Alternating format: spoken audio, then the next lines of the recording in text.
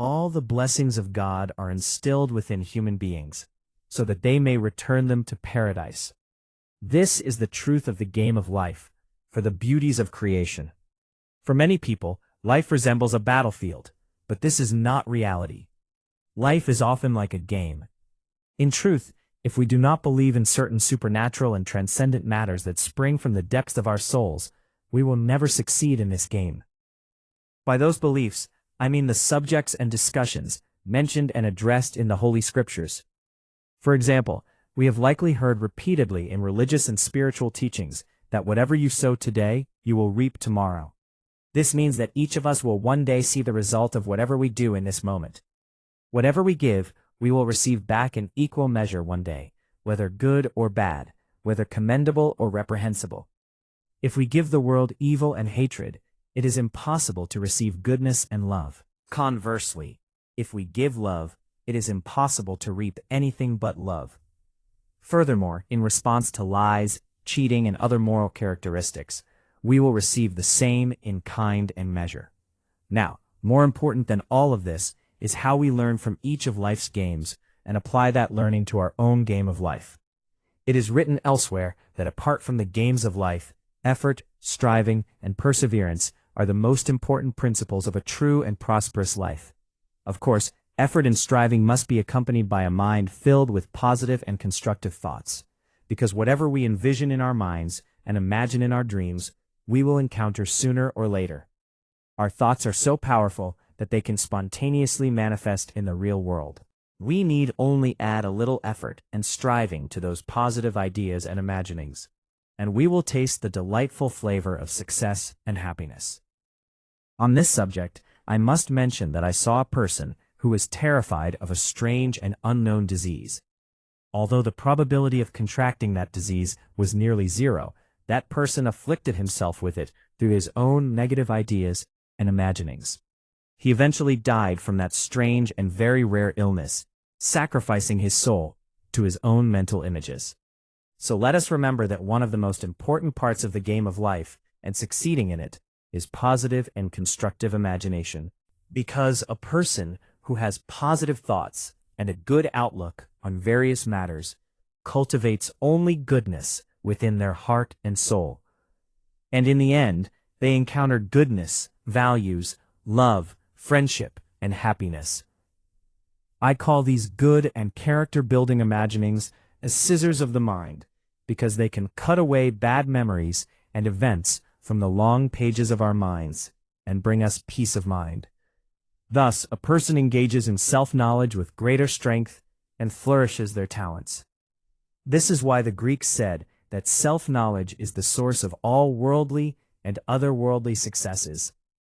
In addition to this, our mind has three parts: the subconscious mind, the conscious mind, and the higher intellect. The higher intellect is that power of the mind over which a person has no control in elevating or diminishing it. All of our feelings and imaginings are introduced under the title of higher intellect, such that we often have no control over them and are unable to change them as we wish. For example, I know a woman who, since childhood, imagined that one day in the future, she would become a widow. She always envisioned herself in long black clothes. After many years, she married a man she loved. But shortly afterward, that man died, and she dressed in black for years. This matter was not strange or far-fetched to that woman.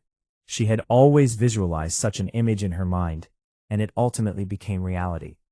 So the conscious mind is called the main part of the mind, and it can conceptualize things like death, unfortunate events, illness, poverty, and limitations in any form, and place a person in good or bad situations accordingly. While the subconscious part of the brain is the part that God has placed within us, and through it we can understand ideas, opinions, and even the will and providence of God, and arrive at truths.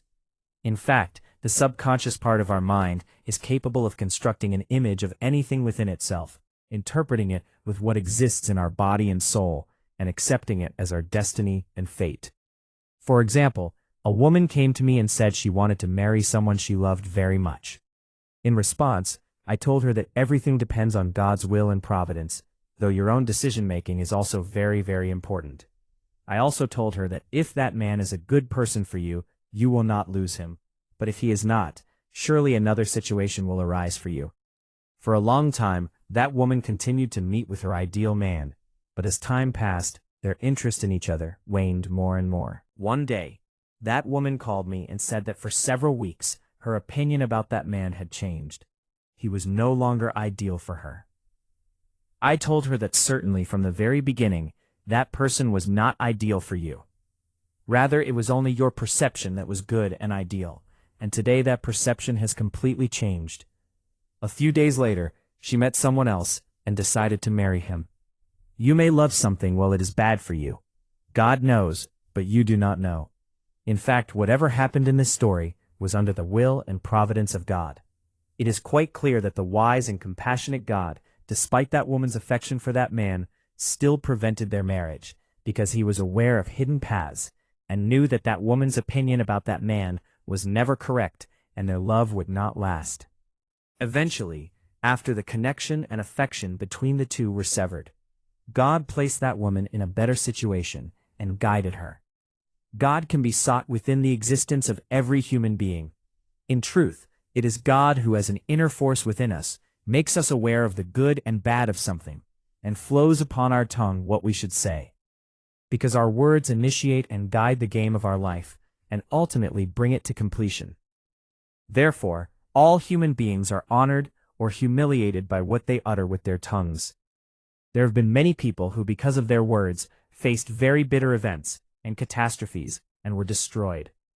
And the righteous are known only by what God causes to flow upon the tongues of his servants concerning them. For instance, one day a woman asked me why her life was subject to severe financial problems and abundant limitations. Although that woman had a very beautiful home and very expensive decorative items in her house, she was always tired of everything and could not see or appreciate the beauty and pleasure of what she had. For this reason, she always said to herself, I am tired of everything. I wish I didn't have this and had that instead. She repeated these discouraging sentences to herself so much that they reached her heartfelt and spiritual belief. Therefore, the more worldly possessions she received, the more tired and helpless she became. I saw another woman who had a very good financial situation, but she always introduced herself as poor and needy, jokingly and in jest. Because she visualized the poverty and helplessness in her mind, it was not long before she was afflicted with them in the worst possible way. Whoever feigns ignorance and poverty out of foolishness will become poor. I encountered another woman who came to me on a hot summer day. Upon hearing her statements, I realized that she was very tired, hopeless, and despairing. She said that the only worldly possession she had was a meager $8. I told her, this is also very good, because you can multiply even this small amount several times over. Although worldly possessions have no value and are not eternal, you can attain the very good things that exist in this world, which are full of goodness and kindness, if you can be truly successful. She asked, well, how can I multiply my assets several times over? I told her, seek insight and vision. They are that same inner heartfelt feeling of power when you want to do something or go somewhere. That woman said, I don't know what you mean. I only know that right now I want to go home. My home is in a distant area from here, and I don't have enough money to get home. I told her, stay in New York and work until you earn some money, then go home. Her being, like a magnet, attracted my words to itself and made her soul and spirit hopeful. I asked her to constantly repeat to herself what she had heard from me. A few days later, she called me and said that she had met one of her relatives and acquaintances in New York, and miraculously, through him, she had obtained a great deal of money. I told her, I ask you to explain to everyone who comes to you about me, and say that she was a woman who with $8 and her insight came to possess everything. Our lives are sometimes confronted with these extraordinary events, and we have referred to them as our dreams, faith, or heartfelt intentions. It has been said, if you want something, first ask, then seek it. Perhaps it is even better to first knock on the door, so that the door of God's mercy may be opened to you. In the precise meaning of this saying, we understand that God is always present to help and assist us. Whether a request is large or small makes no difference to God. We only need to want and will it. In general, every desire and every dream whether spoken or passed through the heart, is considered a human need, and no one but God can be the agent of their fulfillment. For example, a woman was looking at the beautiful roses through the window of a flower shop and wished to herself, "If only I had just one of them." For a brief moment, she imagined herself the owner of what her heart desired. A few moments later, the florist, without knowing anything, picked a few branches of the roses and gave them to that woman. In truth, that woman realized that sometimes dreams and desires come true without being expressed in words or any effort being made for them. Indeed, in that very moment when that woman was wishing for a rose, she found no doubt or hesitation within herself, and felt with her heart that she had attained her desire. Therefore, the florist's awareness of what had passed in her heart was the result of that woman having desired her small wish with all her heart and having attained it. I will explain more about this matter in the next chapter and address it with more practical reasons, so that you may understand how you can remove fear, doubt, and hesitation from your heart and subconscious mind. In my opinion, fear of failure, fear of illness, fear of lack, all of these can create a feeling of insecurity in you and prevent you from being hopeful for your dreams. God has said concerning this, "Why do you fear? Is your fear not a sign of the weakness of your faith?" Therefore, we must be able to replace fear and anxiety with faith within our existence, so that we may encounter its beautiful manifestations. So, it is not unlikely that one of the most important parts of the game of life is visualizing goodness and dreams in our minds. Because if our subconscious mind feels something within itself, it will undoubtedly transform it into reality, whether good or bad. A woman who was able to achieve good successes with her positive thoughts told me that the most important factor in her successes was removing fear and dread from her being. She had hung an inscription from the ceiling of her room so that she would always see it and remember it at every moment. That inscription read, "Why should I fear something that may never happen?" The frequent reading of this inscription and memorizing it in her mind caused her subconscious to believe it and brought her nothing but goodness and kindness. In the next chapter of this book, I also want to discuss various and diverse methods of practicing ideas in the subconscious mind. Every word we utter has its details formed and recorded in our subconscious mind, like a recording device that records the details of every song without any interruption. If a singer stumbles for a moment or recites a poem with haste, that device records all of this. Our subconscious mind is the same. It records the text of our life alongside all our words and behaviors. Now, if you knew that there was a recording device placed within your being that records everything in itself, would you not strive to play your role in the most beautiful way? Would you not strive to speak only beautiful and interesting words, and show with your speech and words that you are certain of what you say and think? Would you not try to forget all the bitter and bad memories forever so that your soul may rest? Do you not ask yourself why, despite the existence of goodness, the text of life should be written with badness? In the next chapter, I will tell you how each of us can change our perspective by changing our behavior and speech. Then the meaning of this sentence becomes clearer than ever. Death and life are in the power of the tongue. Truly there is no force but God capable of supporting humanity, and humanity will have no refuge but Him. The law of prosperity and success. One of the greatest messages in the world is that God is humanity's greatest helper and supporter, and He can, through His providence, make us needless of anything or severely in need of it. On the other hand, it is humanity that speaks with its God and requests its needs from Him. The prophet of the children of Israel said concerning this, "Whatever I utter is not worthless and without effect. Rather it has an effect that in a short time returns to me again." As we know, all our words and thoughts have a special power and can, like a vibrating device, shake our being and cause change and transformation in our lives. In this regard, I must mention that a woman came to me in an anxious and disturbed state and said that she owed $3,000 and had until the 15th of next month to pay her debt. Otherwise, her plaintiff would imprison her. She knew that by the 15th of next month, no money would come to her to solve this problem. I comforted that woman and told her that she should be more patient, and if she believed in God, he would never abandon her and would help her until the very last minute, even in the form of an unbelievable miracle. The days passed, one after another, and 2 days remained until the 15th, but there was no sign of money. She contacted me in a more worried and disturbed state than before, and said that she had no more hope, and her patience had run out. I told her, "Today is Saturday, and since tomorrow is a holiday, the person who sued you will wait until the day after the holiday, that is, until Monday. So you have until Monday to strengthen your hope in God again, so that you may see the miracle." She asked me to have lunch with her at a restaurant, to feel a little more encouraged.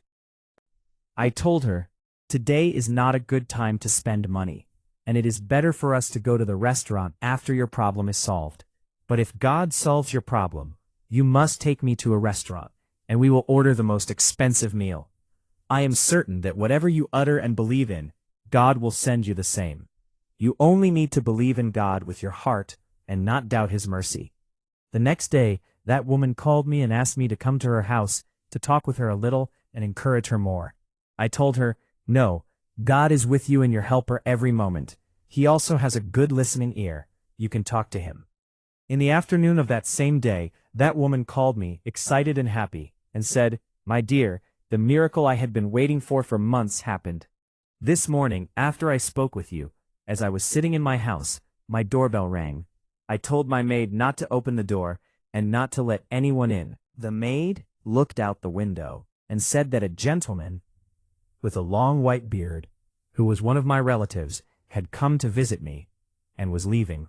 I told the maid, "Go, bring him back, I want to see him." That man came to my house and spoke with me for about an hour and asked about my situation.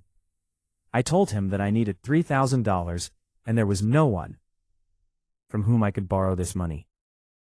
Upon hearing my words, he replied, "I can lend you this amount, but in a few days, exactly on the 1st of the month." I did not want to tell him that if I did not have this money ready by tomorrow. For a moment, I said to myself, God is aware of everything and knows my problem. That gentleman also said goodbye to me and left.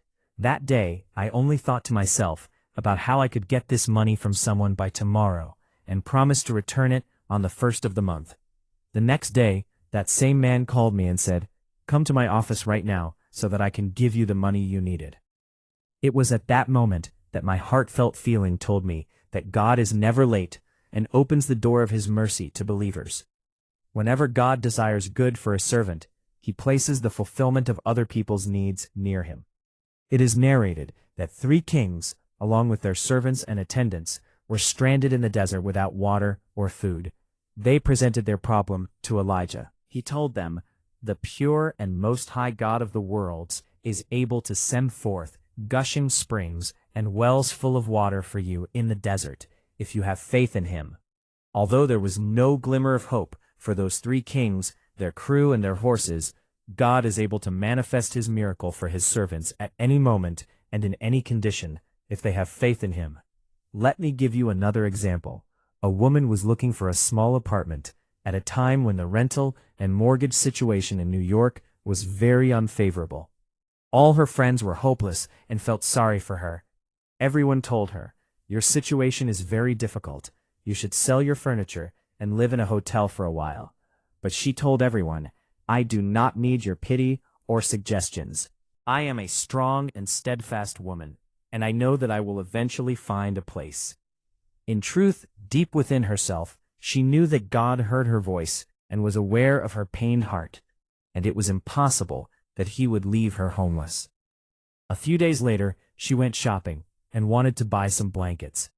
For a moment, she said to herself, "I haven't found a house yet to buy blankets for. It's better to wait a little more and buy these after I find a house." Then, a few moments later, she said to herself, "Buying the blankets will encourage me and make me sure that I will find a house."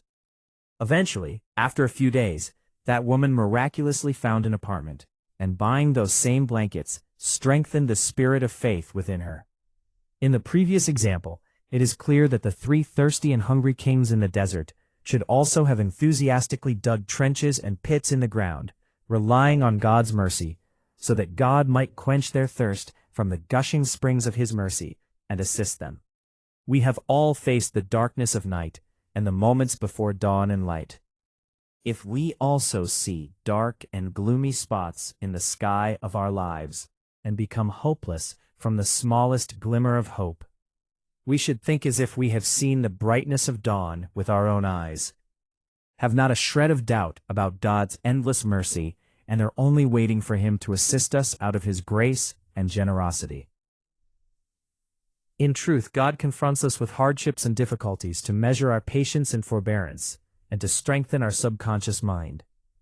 Therefore, it is very commendable to remember hopeful sentences, even in difficult life situations, and not to despair of God's mercy. Indeed, in the worst situation, we should behave as if the problem that has been afflicting us for months has been completely solved.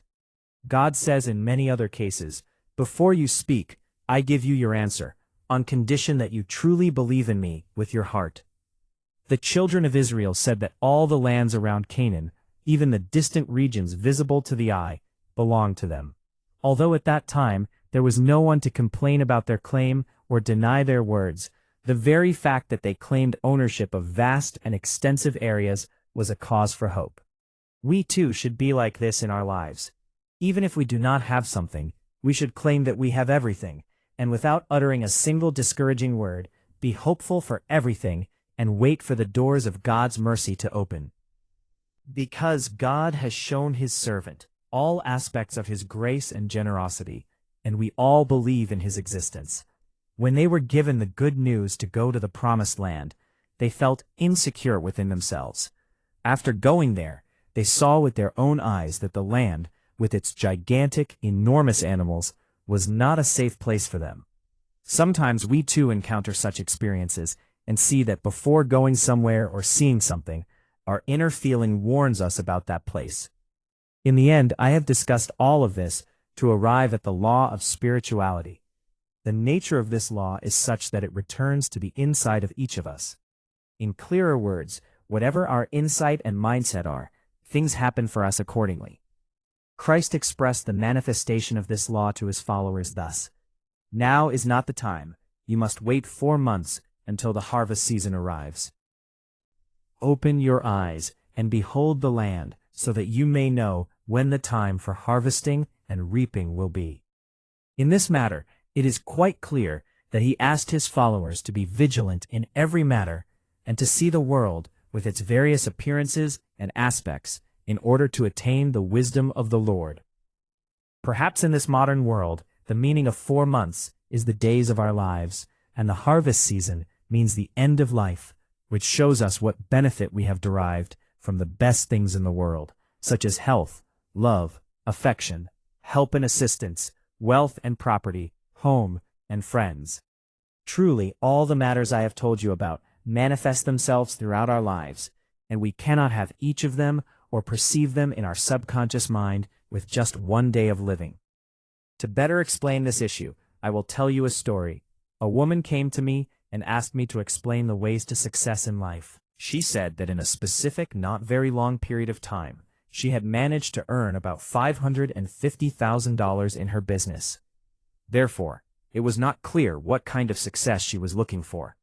Nevertheless, she sat beside me with a worried and hopeless expression and said, "Lately, I see that no one comes to me for deals or business.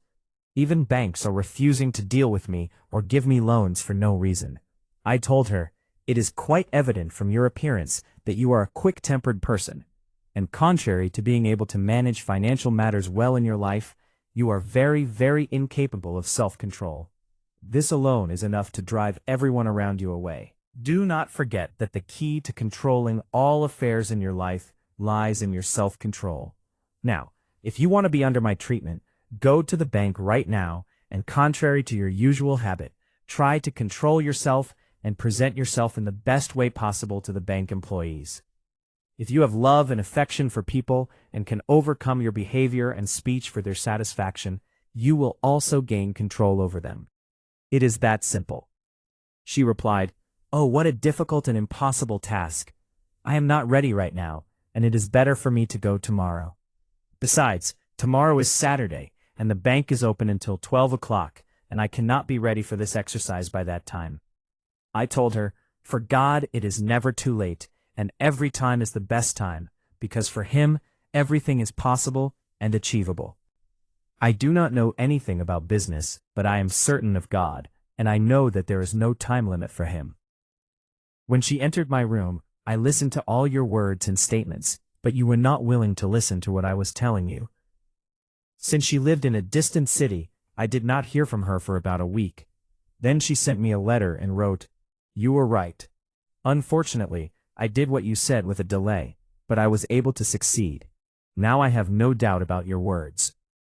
A few weeks later, I saw her again and asked her what had ultimately happened to her. I told her, in these past few weeks, you have had plenty of opportunity to practice and accomplish what I told you. That same Saturday that I said I could not be ready to go to the bank and control myself, about an hour before the bank's closing time, I went there and calmly told one of the bank employees, "I have come to bother you about a loan." He spoke with the bank manager, and without asking any questions, they agreed to my loan request. I told her, "Did you realize that for doing anything, any time is suitable, and it is never too late? If we have a little effort, we can easily will it and attain our desires." Christ knew the truth of this matter and said, "If all the people make a covenant with me to wash their hands of everything and stand in a corner and watch, one must ask them, could our fathers also wash their hands of everything and procrastinate like this? Is it because of this that they are now in paradise? If we truly all be friends and supporters of one another, we will never doubt our own existence or that of others. And we will cause each other's health, growth, success, and flourishing." Of course, saying these things is easy, only acting upon them remains, which is not everyone's job. If each of us arrives at doubt and hesitation in the smallest matter, we should ask for help from one another, and sometimes even hasten to help each other. The compassionate and Most High God says concerning this, "No one ever fails unless others are incapable and unable to see his successes." There have been many people who, through their successes, have received the attention of their friends, sisters, teachers, and other acquaintances, and by gaining the trust of others, they became the best role models in this world. The humble and dignified people of this world were all humiliated and honored through the tongues of others. The power of the word. Whoever is well aware of the power of the word pays a great deal of attention to the type and tone of their speech. They constantly pay attention to the effect of their words on the behavior of others, and set boundaries for themselves based on that. I knew a woman who said, "I always miss the taxi. Right when I arrive, the taxis leave." That woman's daughter said, "But I always catch the taxi, and right when I arrive, I get on." After years passed, this mother and daughter had established such rules within themselves. One of them was defeated within herself, and the other was victorious. This is the effect of the power of the word on human life. We all know deep within ourselves that a horseshoe has no power. But our tongue has a power that can cause our optimism or pessimism and bring about change and transformation in our lives.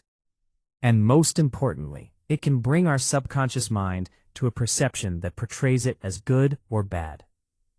In many cases, it has been observed that people, because of the positive words they utter, have come to possess what they did not have, and wealthy people, with their discouraging words, have suddenly lost their wealth. Therefore, we must all refer to our inner selves and know that the effect of every word that flows from our tongue can have a power greater than thousands of horseshoes or snake charms. For example, in one of my classes, there were 2 women who achieved unparalleled successes in the field of business. But after a few months, everything was destroyed in an instant, and they became as penniless as before. Now we want to know what factor could have caused their failure. After a while, I realized that the power of the discouraging words they uttered had seized their assets and made them more needy than ever.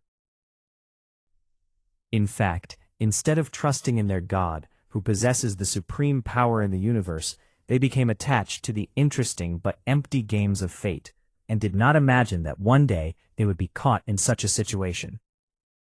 Indeed, ignorance of the power of God and deeming the power of the word insignificant both caused these two wealthy and capable women to see poverty with their own eyes and be afflicted with its calamities. One day I saw a friend of mine who was very grieved and upset. While we were crossing the street, she saw a horseshoe on the ground and promptly picked it up. At that moment, holding the horseshoe in her hand, she felt happy and hopeful. She said, "God sent me this horseshoe and wanted to encourage and help me." That day I never doubted that God encourages and helps his servant with anything, but I knew and was much more certain that God does not manifest the manifestations of his mercy with a horseshoe lying on the ground. Rather, he sends a thought to the subconscious mind of his servant and encourages him to be patient or strive harder. Although the joy in my friend's heart was a clear sign of faith in God, she should not have considered the horseshoe as a manifestation of God's mercy, and with it come to believe in God's existence and seek her need from the threshold of truth by possessing that horseshoe. I myself, in many cases, cultivate negative thoughts in my head and am neglectful of the effect and power of the words I utter. But I am heartily certain that despite the many powers that exist in the world, there is only one supreme power that can dominate all of them, and that is only the power of the Most High Truth. With the understanding of this power, there is no place for fear, hopelessness, and worry. It is all assurance and pleasure. If each of us can repeat the sentence, "The supreme power in the universe is God," to ourselves in difficult and hopeless situations, we will never deviate from the main path, and we will sit with hope and trust in God, waiting for the opening of the door of his mercy. I had a friend who always said that she strongly believed that passing under a ladder was inauspicious and was terribly afraid of it. I told her, "If you have such a belief, it will certainly happen to you. It doesn't matter if it's good or evil.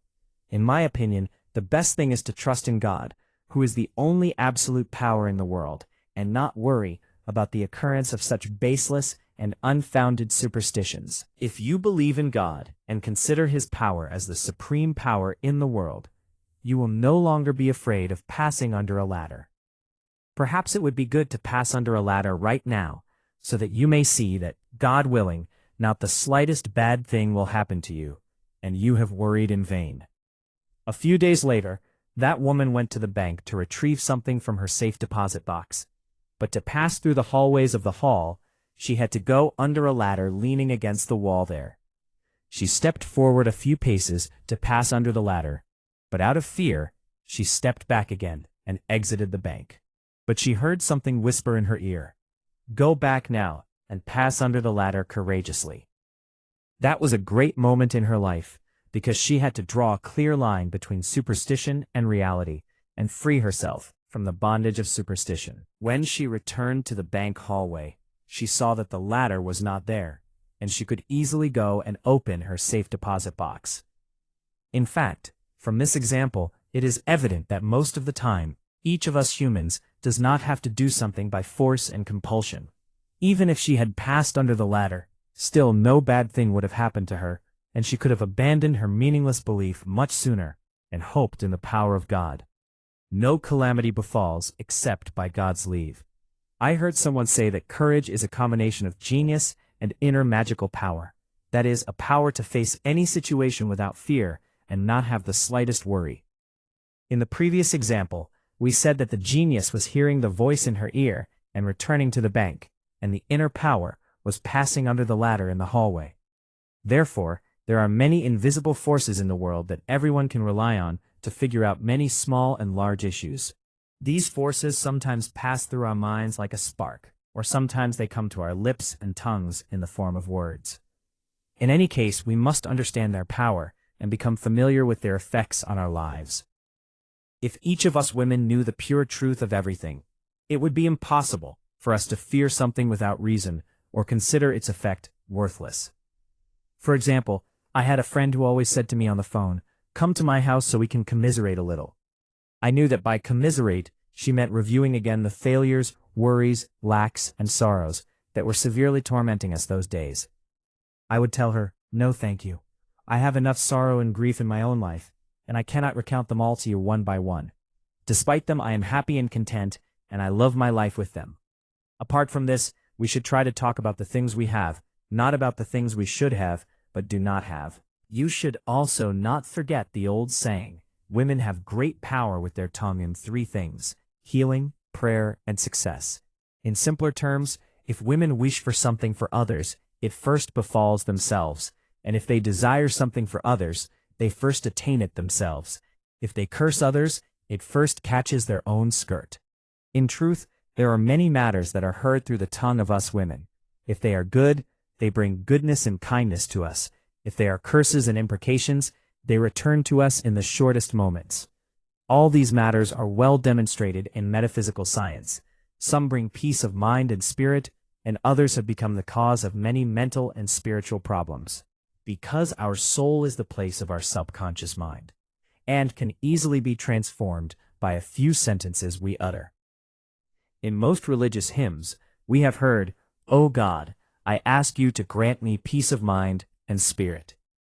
This prayer means that if peace exists within us, all unhappiness and worry will be cleared from our conscious and subconscious mind, and we will attain true happiness and succeed. We have abundantly seen people attracted to something called mystical marriage or mystical unity, because during it, the soul and spirit find a close connection with each other. And so to speak, our subconscious mind harmonizes and unites with our conscious mind. Now we must ask, what causes their union with each other? Correct beliefs. In a part of the science of mysticism, we have seen it said that humanity is a part of God and must become one and unite with each other. If our soul and spirit become one with God and are completely immersed in Him, it will not be long before our body, our mind, and all the affairs of our life become connected to God and become heavenly. It is quite clear that illnesses and ailments appear in the body precisely when communication with God is cut off. Instead of treating them, we should repair and then strengthen our connection with God. Of course, there are other beliefs in the science of mysticism that say that friendship and love of God depend on loving one another.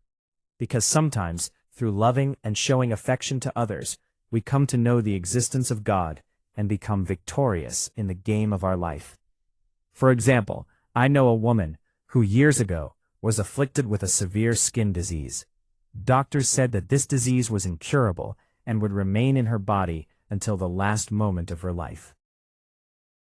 That woman, who was often engaged in lecturing, was afraid that because of contracting this disease, she would no longer be able to go on stage and speak. Although she was undergoing very good treatments, she could not breathe easily for a moment due to excessive thought and worry about that disease. Sometime later, on the opening night of her lecture, she heard beautiful compliments from the audience in the hall, all of which were about the beauty and eloquence of her speech. That woman was very happy and enjoyed her work, so much so that for a moment she was oblivious to the memory of her incurable disease.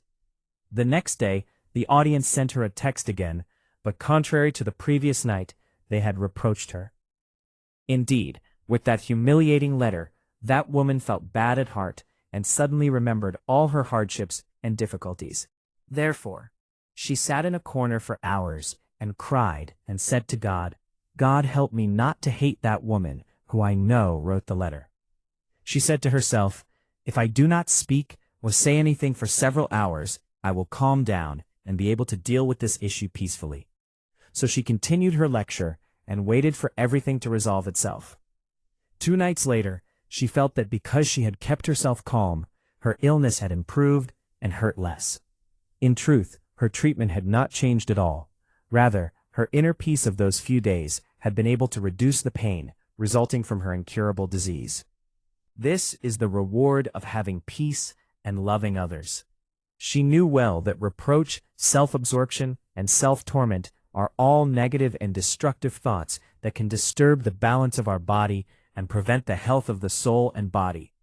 Many difficult diseases such as cancer, tumors, and infectious diseases that appear suddenly in the body like cysts have no cause but jealousy, hatred, and unforgiveness. They can have a spiritual and psychological origin and manifest themselves in the form of a physical complication.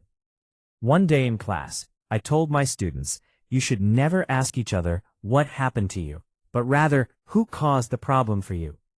because humans usually cause headaches for others more than they cause problems for themselves. Therefore, it is not unlikely that unforgiveness is the greatest cause of reproach or frustration, because following them, the veins of the heart harden, and blood cannot be easily transferred to other organs of the body, and as a result, the person suffers from cardiovascular diseases.